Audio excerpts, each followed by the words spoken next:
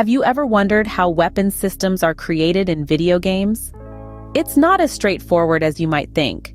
Weapon systems are a complex blend of various elements that come together to deliver a seamless and engaging gaming experience. They're not just about shooting and reloading. There's a whole world behind that trigger pull. Let's start with physics. It's what governs how a weapon behaves when you drop it, exchange it, or even just hold it in your hand. It's what gives weight and realism to the gaming world. Then there are animations, particularly the custom reload ones. These add that extra touch of authenticity, making every weapon unique and every action impactful.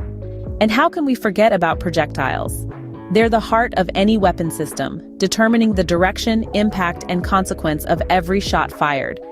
Today, we will delve into the process of creating a weapon system, breaking it down into simple, understandable steps. Let's get started, shall we? First, let's understand the physics involved in a weapon system. Now imagine this. You're in the heat of a digital battle and you've just run out of ammo. You spot a weapon lying on the ground nearby.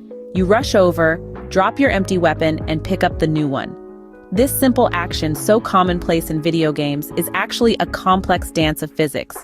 To create the effect of dropping a weapon and picking up another, game developers use physics engines, software that simulates and predicts the behavior of objects in a game based on real-world physics principles. The weapon you drop doesn't just disappear. It reacts to the virtual world around it. It might bounce, slide, or roll, depending on the material it's made of, the surface it lands on, and the force with which it was dropped. Picking up another weapon from the ground is just as intricate.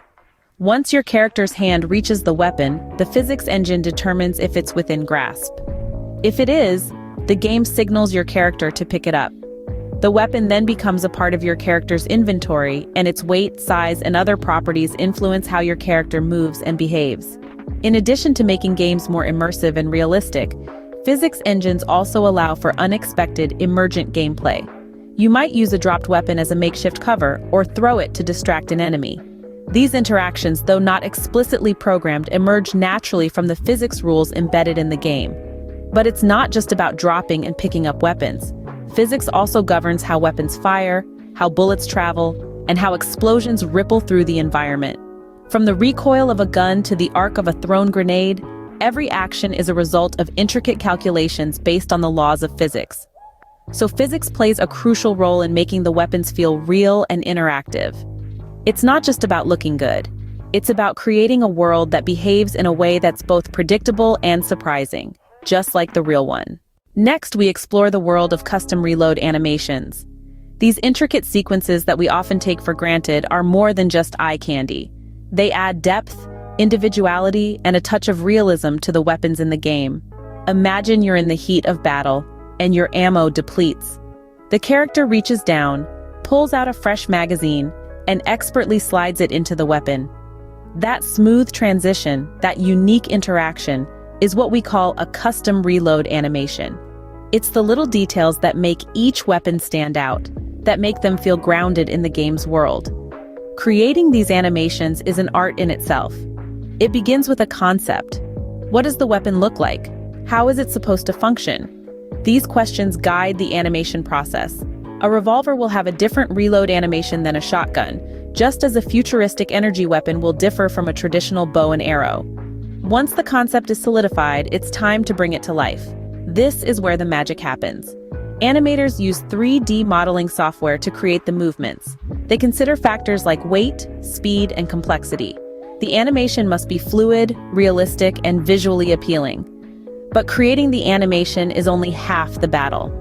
The real challenge is integrating it into the game. This is where coding comes into play. The game engine must recognize when the player is out of ammo and trigger the appropriate animation. It also has to account for interruptions. What happens if the player needs to dodge an attack in the middle of the reload? The game engine must pause the animation and resume it once the action is over. Custom reload animations are a testament to the attention to detail that goes into game development. They might seem minor compared to the grand scale of a game, but they have a significant impact on the player's experience. Custom reload animations, therefore, add a touch of realism and individuality to each weapon. Now, let's dive into the role of projectiles in weapon systems. Projectiles, in essence, are objects propelled forward by some force. In the context of weapon systems, they simulate the bullets or other ammunition fired from a weapon. The magic of game development allows us to create these projectiles, not as simple animations, but as entities that interact with the game world in real time. How does this work, you might ask? Well, it all starts with a process called line tracing. Line tracing is a technique used to calculate the trajectory of a projectile. When a weapon is fired, the game engine uses line tracing to draw an invisible line from the weapon to where it's aimed. This line represents the path the projectile will take. But line tracing doesn't just calculate the direction. It also checks if the projectile hits a target. The game engine takes into account the position, size, and shape of all objects in the game world. If the line trace intersects with any of these objects, it means the projectile has hit a target. So what happens if the projectile doesn't hit anything? It's a good question. In real life, a bullet would continue to travel until it loses momentum and falls to the ground. But in a game, we need to limit the distance a projectile can travel for performance reasons. So if a line trace doesn't hit anything, the game engine calculates a point in space where the projectile would stop. This point is usually a set distance from the weapon, often 1,000 units or so along the path of the line trace. The game engine then animates the projectile flying from the weapon to this point. In summary, projectiles play a crucial role in simulating the firing mechanism of a weapon system.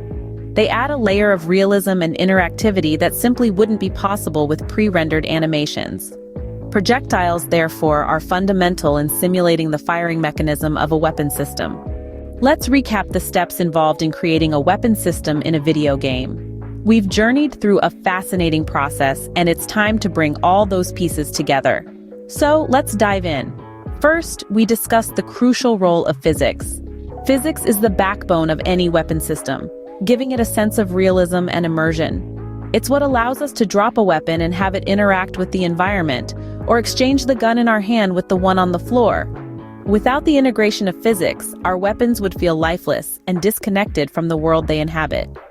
Next, we explored the art of custom reload animations. These animations add depth and personality to each weapon, making them feel unique and detailed. Crafting these animations requires a deep understanding of the weapon's mechanics and a keen eye for detail. It's not just about reloading a weapon, it's about bringing it to life with each movement and making it feel like a part of the player's experience. Then we delved into the role of projectiles in weapon systems. Projectiles are the heart of any firing mechanism. They're what make a gun a gun. We talked about how we use a line trace to calculate the direction of the projectile and determine if it hits an object. If it doesn't hit anything, we take the normal from the direction and add 1,000 units. This ensures that the bullet travels in a realistic trajectory, adding another layer of authenticity to the weapon system. So there you have it.